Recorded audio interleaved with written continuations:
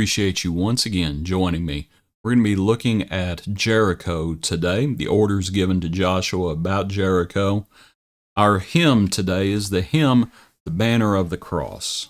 There's a royal banner given for display to the soldiers of the King. As an ensign fair we lift it up today, while as ransom once we sing. Marching on, for Christ count everything but loss. For the King of Kings, toil and sing neath the banner of the cross. Appreciate it once again, Brother Lee.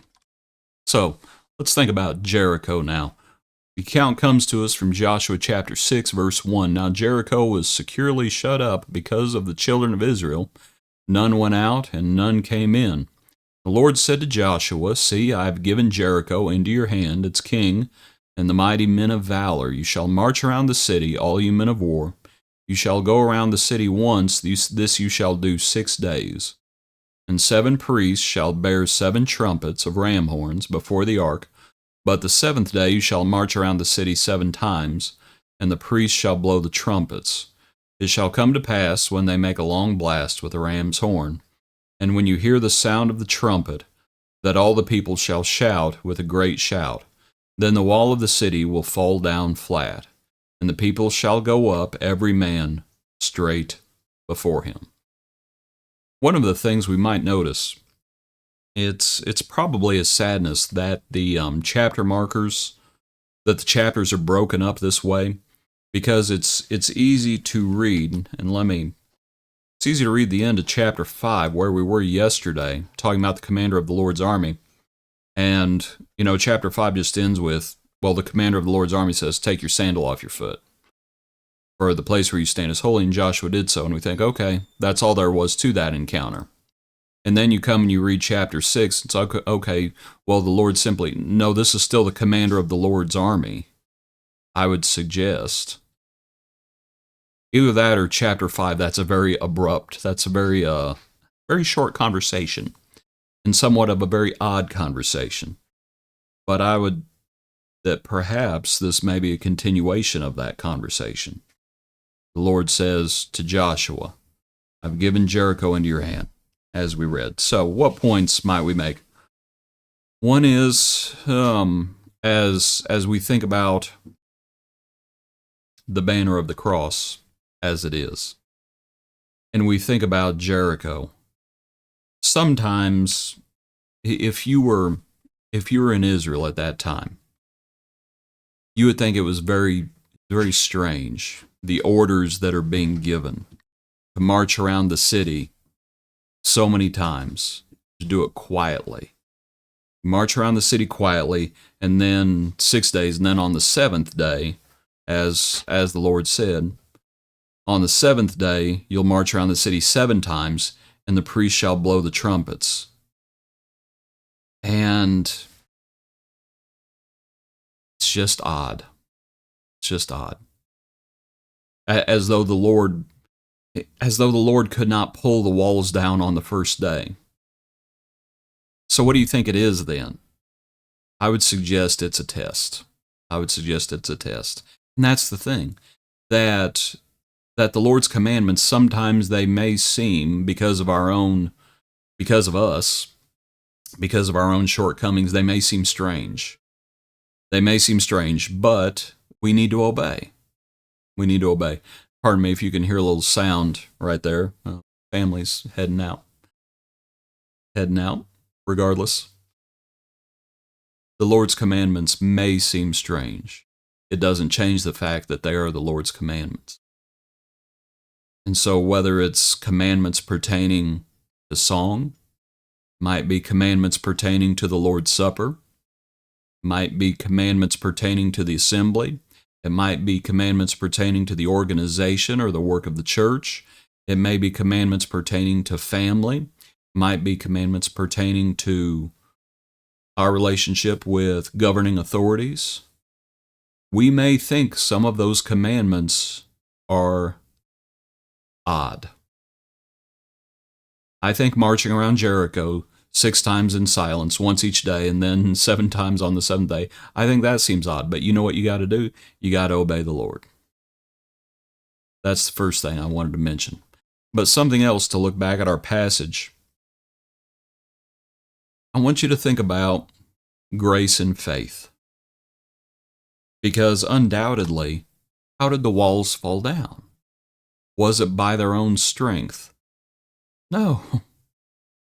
We think about grace. We think about the power of the Lord. Remember, commander of the Lord's army, the Lord's doing it. And so that's the picture of grace, mercy, the Lord's grace, the Lord's mercy, the Lord's strength, the Lord's power. But did they still have to obey? Did they still have to have faith? Hebrews speaks about that very thing. That Joshua and those with him, by faith, Jericho was encircled. They had to faithfully obey. It's not grace or faith. It's grace through faith. Sometimes folks forget that, but we shouldn't. Just as assuredly as, did they have to obey for those walls to come down? Yes. Does that change the fact that the Lord did it? No. Grace through faith. One more thing I wanted to mention. They're told a little bit later in the account, as they're going to take the city, verse 17, Joshua is speaking to the people and he says, "Now the city, shout, for the Lord has given you the city.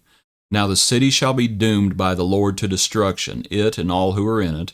Only Rahab the harlot shall live, she and all who are with her in the house, because she hid the messengers that we sent," faith and works, James. "And you by all means abstain from the accursed things, lest you become accursed when you take of the accursed things, and make the camp of Israel accursed, and a curse, and trouble it." And they needed to abstain from worldly lusts. They needed to abstain from sin. And I think we could say the same thing about us. And if they took of the accursed things, then they would become accursed themselves. And it's the same with us. If we partake of worldly lusts, if we partake of carnality, then we become cursed. Now we know what's going to happen, of course, because someone is going to take of the accursed things. It's going to be Achan. They don't realize it's Achan, but Achan's going to take that garment, he's going to take some gold, and he's going to hide it. He's going to hide it in his tent. And the way it all comes out, of course, is because, let's see, in Joshua chapter 7 is where they go up against Ai. And they're defeated at Ai. And Joshua basically wants to know, goes to the Lord, I believe, wants to know what's going on. Why were they defeated? Because Ai wasn't as secure as Jericho. But Ai whooped him. People died. Why? Because of what the passage says. Someone had took of the accursed things, they had become accursed, and they had made the camp of Israel accursed, and troubled it. We have to abstain from sin. So the Lord's commandments, they may seem strange, we need to obey.